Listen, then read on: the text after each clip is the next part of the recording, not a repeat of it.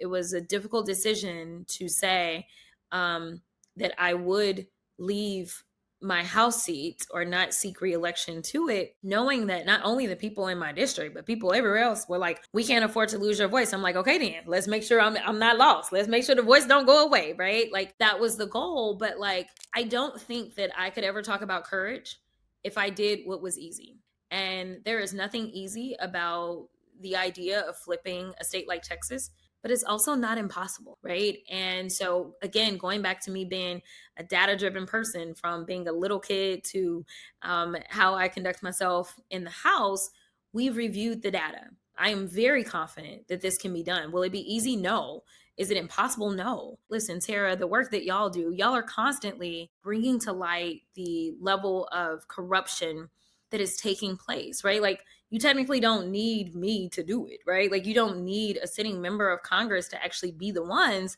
What you need is some accountability. We have a president who was twice impeached, but he was never convicted. So he ended up becoming president again. We have, Elon Musk, who spent a ridiculous amount of money to make him president. The Freedom to Vote Act would have prevented that, but we didn't have it. No matter what, I think people should understand that courage is more than a noun. It is an action verb when it comes to me. I truly believe that the path to preserving some semblance of our democracy is through flipping the Texas Senate seat. And it can and it will get done if we just stop with kind of what we can't do and focus on what we can do. It's about power, right? And power is only as good as how you use it. And there's so many threads I want to pull on from what you were just saying, but one of them is like you are deeply respectful of your colleagues even when you disagree with them, which I think is important and nice. And yet also, there's like incredible frustration in the country and in the base of the Democratic Party, right? Recent polling had it at 29% of Americans see Democrats favorably. Like they're literally in the tank. And yet these margins we're seeing in elections like in Tennessee and Virginia, New Jersey last year, we know that everything's on the map in a different way, but we also know it's in large part because of a referendum to Trump and that the angst towards the Democratic Party is real. And I feel like you are one of the strongest voices representing a different way of doing politics and approaching power. Like how you just dissected what should just be the only reason people run for office,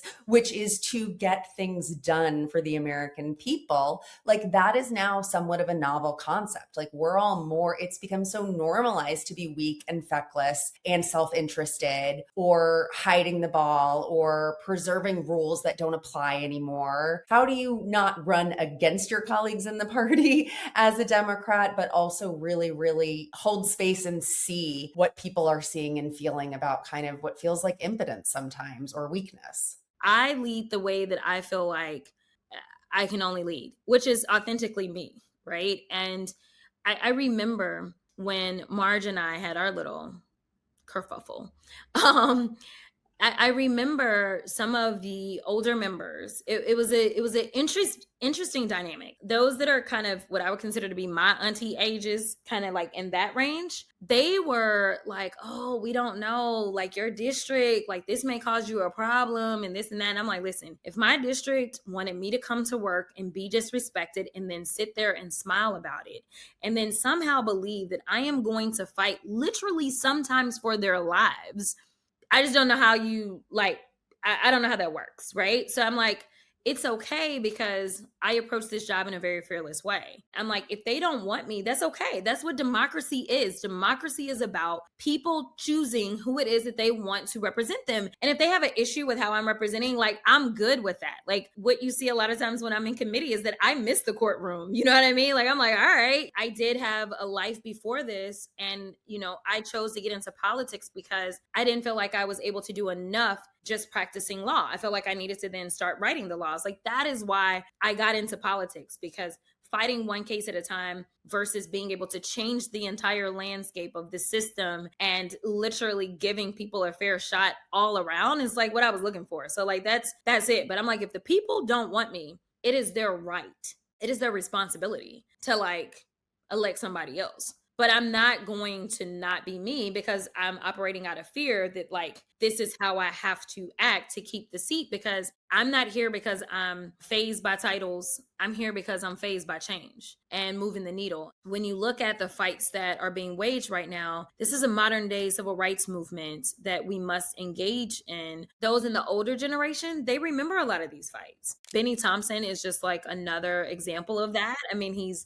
Jackson, Mississippi. So he's like deep South. I remember he had an invitation for me to speak at a school in his district. So I did the commencement speech at this HBCU, and they literally had to have like sheriff's deputies that were shutting down the highways to move me when I needed to be moved because of how much hate I get. We had the sheriff's department, we had the local city police on it. And then after I gave the speech, like, we were very well protected, but after I gave the speech, they actually made like death threats and bomb threats to like the school. And it was just like, why?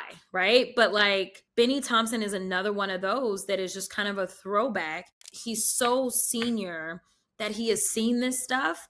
But like, when he was maybe engaging in it, he was like young. Some of those older members will call me and ask, "Are you good?"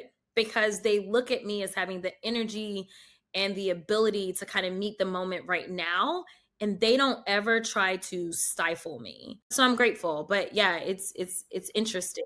And I think that's part of the difference, right? And like you said it before, fear, right? When anyone's motivated by fear in any way, shape, or form, like it's not going to go well. You can see when people are operating out of fear. And I think that's why there's so much anger and frustration at the base, because the base understands the threat level that we're at right now. And they're seeing certain leaders that aren't embodying that threat level. And then they're seeing folks like you who are and don't have as much power or decision making capabilities because of the old rules. And, you know, no need to name names at all, but I'm curious, if you're elected to the Senate, what do you think about the change of the rules or leadership in that? Because it does make a difference, right? Just getting there is not enough. If like you're not in the leadership caucus, if you don't have a say, like the way that it currently runs, and we know how it runs, is not such that the best fighter or the most eloquent communicator is the one who's getting to call the shots. And, you know, I think a lot of people they're going to vote for Democrats no matter what. I think it's going to be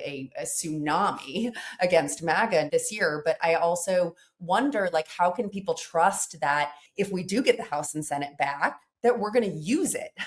Like, we're going to use that power. I honestly think that's the number one question that Democrats have been asking as I was, I've traveled the country post election and, and talking to people. And they're just like, yes, we don't want what the Republicans are doing, but like, what are y'all gonna do? Like, we give it to you. Is it just a matter of like, okay, now we're not getting punched in the head, but like, are y'all gonna do anything to like make sure we heal a little bit or something like that? And so I will say this about my candidacy, because I will tell you that there is nothing that is orthodox about my candidacy. My win in and of itself will actually unleash what I would consider to be a tsunami, a shift of a monumental level, because it means that the old heads who have consistently sat around saying, well, this is who's got to run in order to win, right? Like, all of that stuff. I was going to say, were they ever right, Jasmine? they holding on to like, I was that person in the 90s, not recognizing that we're kind of in, 2026. Okay. Can you tell us, like, what have you done now? Right. Like, do you understand this moment? Do you understand how politics has changed?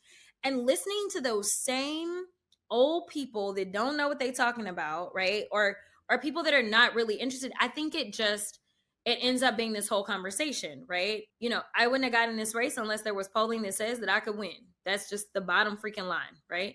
And so, like, if you have somebody that so many people are like, oh, it could never be, I think that it opens up what are people looking for in leadership, in elected office. I think it does open that conversation. I think that more doors become open to different types of candidates. I think even leadership has to think about, like, how do we adjust, right? Because this idea of now I need to be somebody that I'm not because I got here. It's like, I didn't get here being somebody I'm not. I got here being who I am. I remember talking to an older Anglo couple, and the husband was like, I'm an old white man and I love you. And he's like, I have been waiting to vote for you. And he's like, I'm so happy that you decided to run. And so I was like, oh, okay. And so he was like, I watch you on YouTube. And he said, and I grew up as a Republican. He was like, today, I don't know who the Republicans are, but I cannot call myself a Democrat. So he's like, I'm an independent. He's like, and while we don't necessarily agree on everything, I love that when you are doing stuff, I never feel like somebody else is pulling your strings. I feel like even if I disagree with you, I respect you because I believe that you're doing what you think is really best. Sad to say, for him, I'm kind of a product of Donald Trump.